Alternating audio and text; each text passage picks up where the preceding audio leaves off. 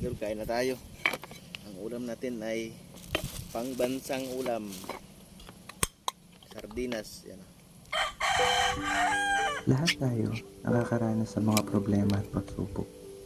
Dumating na tayo sa punto na parang gusto na lang natin sumuko. Yung problemang para bang hindi na matatapos. Mga pagsubok na parang tubig sa bukal na walang hintong pagagos. May mga oras na lalamunin tayo ng emosyon na idadaan na lang natin sa bakasyon dahil baka nandun ang solusyon.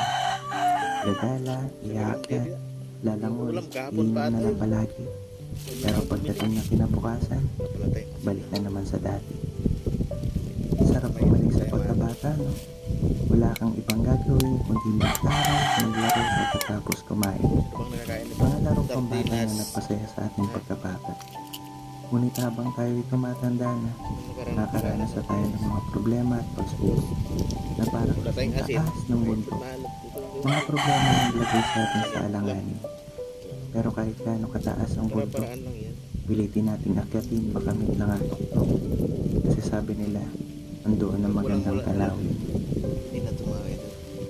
Lahat tayo ay may kanya-kanyang pinagdadaanan.